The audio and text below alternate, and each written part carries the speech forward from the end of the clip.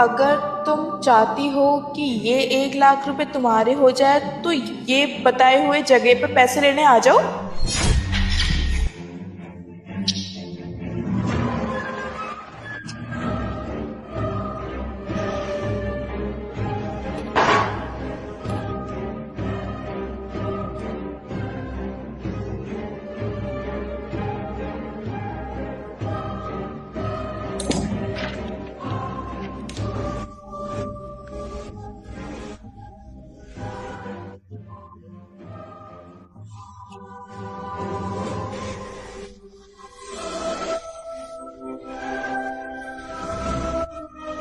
अरे खड़ी क्यों? बैठो ना, अपना ही घर समझो। वैसे एक बात बताऊं, मुझे पहले ही पता था कि तुम जरूर आओगी। आपको कैसे पता कि मैं आने वाली हूँ? आप मेरा पीछा कर रहे थे? ना ना, मैं तुम्हारा कोई पीछा इच्छा नहीं कर रहा था। वो क्या है ना, मुझे लड़कियों के बारे में पहले ही से पता चल जाता है, क्योंकि ये मेरा पेशा है। अच्छा, तो लाओ मेरे वो 1 लाख रुपए जो आप देने की बात कर रहे थे। अरे ऐसे कैसे दे तुम पैसे? पहले तुम्हें मेरी शर्त माननी पड़ेगी। शर्ट? कैसी शर्ट? जैसा जैसा मैं कहूं वैसा वैसा तुम्हें करना पड़ेगा, समझ रही हो ना? देखो, जैसा तुम सोच रहे हो ना, ऐसा वैसा मैं कोई काम नहीं करने वाली हूँ। क्या कुछ भी नहीं करने वाली हो? तो फिर तुम यहाँ बैठी क्यों हो? चलो जाओ, कोई पैसा वैसा नहीं है मेरे पास। नहीं नहीं, मैं ऐसे कह रही थी, ठीक है मुझे तुम्हारी सारी शर्ट मंजूर है, पर ये बात ना हम दोनों के बीच में रहनी चाहिए। अगर मेरे हस्बैंड को पता लग गया ना तो बहुत बड़ी प्रॉब्लम हो जाएगी। कहीं तुम मेरे साथ चीट तो नहीं कर रहे ना? ना ना, मैं तुम्हें कोई ना फंसाऊंगा, और ये बात ना हमारे ही बीच में रहेगी। वैसे तुमने एक बात देखी कि पैसे में कितनी ताकत होती है? अभी तुम ना कह रही थी और अभी हाँ कह रही है। वैसे एक बात बताओ, तुम देखने में तो काफी अच्छे घर से लग रही हो, फिर ये तुम ऐसे काम क्यों कर रही हो? तुम्हारी ऐसी क्या मजबूरी है? नहीं नहीं, मैं ये बात किसी को नहीं बता सकती। तुम्हें बस अपने काम से मतलब है और मुझे मेरे पैसों से मतलब है। बस बात यही खत्म। अच्छा, नहीं बताओगी? ये पूरे 2 लाख रुपए हैं और ये सब तुम्हारे हो सकते हैं, अगर वो बात तुम मुझे बता दो जो तुम नहीं बताना चाहती हो। और हाँ, ये एक्स्ट्रा है, ये उसमें नहीं जोड़ूंगा। सच में? तुम एक बात बताने के लिए मुझे 2 लाख रुपए दोगे?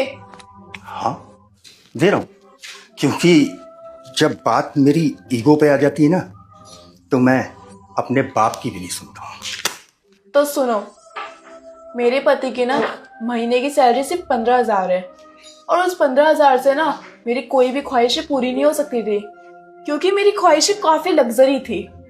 जैसे बड़ी बड़ी गाड़ियों में घूमना, बड़ी बड़ी पार्टीज करना और बड़ी बड़ी जगहों पे जाना।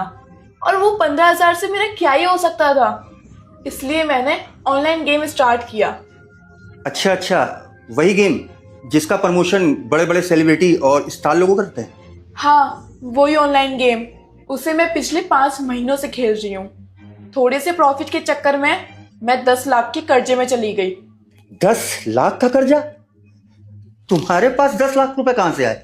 वो मेरा फैमिली बैकग्राउंड बहुत अच्छा है। कुछ पैसे मैंने अपनी फैमिली से मांगे, तो कुछ पैसे मैंने अपने दोस्त से मांगे, और जरूरत पड़ने पे कुछ पैसे मैंने अपने पति के अकाउंट से भी निकाले थे। पर उससे भी कुछ नहीं हुआ।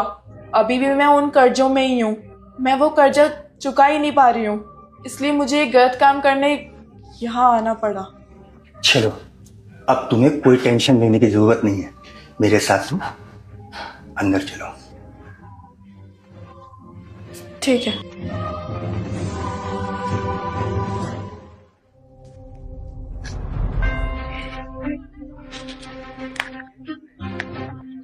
ये कौन है? ये तुम खुद इसी से पूछ लो।